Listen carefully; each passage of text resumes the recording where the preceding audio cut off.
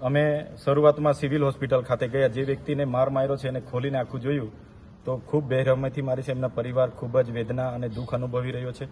અહીંના લોકોમાં ખૂબ આક્રોશ છે. આ ભાઈને પણ હોસ્પિટલમાં એમની બોડી જોઈને આવ્યા તો ઝાડા પેશાબ કરાવી દીધા, એટલા ખતરનાક માર માર્યો છે.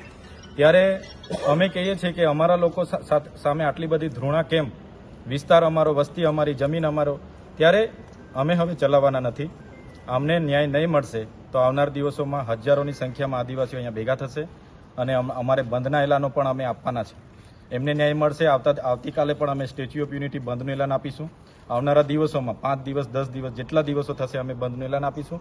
બોડી પણ અમે સ્વીકારીએ નહીં. જ્યાં સુધી પરિવારને ન્યાય નહીં મળશે ત્યાં સુધી અમે ડેડ બોડી સ્વીકારવાના નથી. તંત્ર એક બાજુ કહી રહ્યું છે કે જવાબદારોને ધરપકડ કરી લીધી છે અને એફઆઈઆર થઈ ગઈ છે.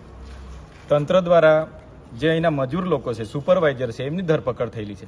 જે વ્યક્તિનો આ કરોડોનો પ્રોજેક્ટ છે તો એ વ્યક્તિનું નામ કેમ એફઆઈઆરમાં નથી નાખ્યું? જે અધિકારી આ સંભાળે છે એનું નામ કેમ એફઆઈઆરમાં નથી?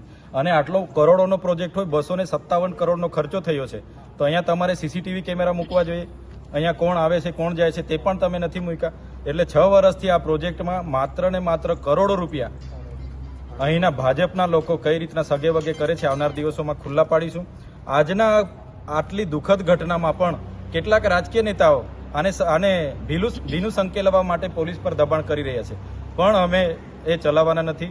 જે પણ રાજકીય નેતા ભીનું સંકેલવા પ્રયાસ કરતા હોય એમને પણ આપના માધ્યમથી કહીએ છીએ કે આદિવાસી સમાજનો એક દીકરો મર્યો છે, એના પિતા એકને એક દીકરો ગુમાવીને બેઠા છે, એટલે એમને ન્યાય નહીં મળશે તો અમે આવનાર દિવસોમાં ઉગ્ર આંદોલન કરીશું. કયા રાજકીય નેતાની આપ વાત કરી રહ્યા છો? કોઈ નામ તો હશે ને? રાજકીય નેતાઓના અહીંના એમના પરિવાર પર દબાણ હતું. ત્યાં સંજય તડવીને મળી આવ્યા. એમના ફાધરે કીધું કે અમારા પર દબાણ આવ્યું છે કે આને સમાધાન કરીએ, પૈસા આપીએ. 5 લાખ, હવે 5 લાખ અમારા વ્યક્તિની કિંમત છે. કાલે એક દીપડો ખાઈ ગયો, એના 5 લાખ આપ્યા એટલે વાત પૂરી થઈ જવાની. એટલે 5 લાખની વાત કરતા હતા. એટલે આદિવાસીનો વ્યક્તિ કંઈ 5 લાખનો નથી.